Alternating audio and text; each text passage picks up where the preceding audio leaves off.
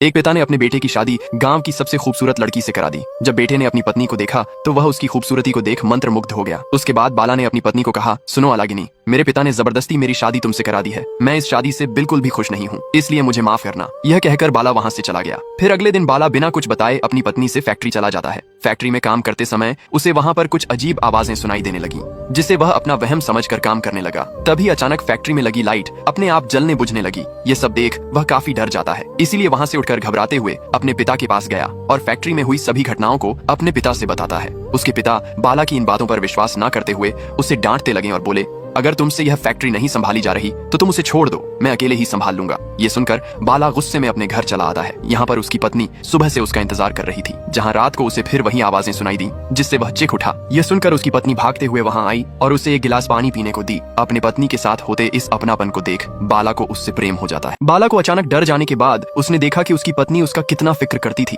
इसी वजह से बाला ने सारी बातों को भूलकर उसे अपना लिया। अगली सुबह बाला बिना किसी डर के फिर से फैक्ट्री में काम करने चला जाता है और अपने काम में इतना व्यस्त होने की वजह से उसे खाना खाना भी याद नहीं रहता। उस बीच बाला की पत्नी फैक्ट्री में आकर अपने हाथों से उसे खाना निकाल कर देती है। तभी अचानक फिर से फैक्ट्री की लाइट जलने बुझने लगी, जिसको देख के उसकी पत्नी डर जाती है और जल्दी से बाला को खाना खिलाकर वहाँ से चली गई। थोड़ी देर बाद जब बाला अपना काम कर रहा था तो उसे फिर से वही आवाजें सुनाई देने लगी। इस बार बाला बिना डरे उससे पूछता है कि तुम कौन हो और तुम्हें क्या चाहिए। तब उस जिन्न ने अपनी भयानक आवाज में बाला से कहा कि मैं कौन हूँ इससे कोई फर्क नहीं पड़ता, तुम मुझे आजाद करवाओ तो मैं तुम्हें इतना धन दूंगा कि तुम रातों रात करोड़पति हो जाओगे। उसकी बात सुनकर बाला लालच में आकर उससे पूछता है कि इसके लिए मुझे क्या करना होगा, जिस पर जिन्न ने बताया कि तुम्हें मुझे बस एक बूंद अपनी पत्नी का खून देना होगा। बाला कुछ देर सोचने और विचारने के बाद अपने घर जाता है, जहां उसने अपनी पत्नी को एक दवा खिलाकर उसे बेहोश कर दिया और सुई की मदद से उसके हाथ से एक बूंद खून निकाल लेता है, जिसे लेकर वह सीधे अपनी फैक्ट्री चला जाता है। और वहां जाकर बाला ने जैसे ही खून की बूंद टेबल पर रखी,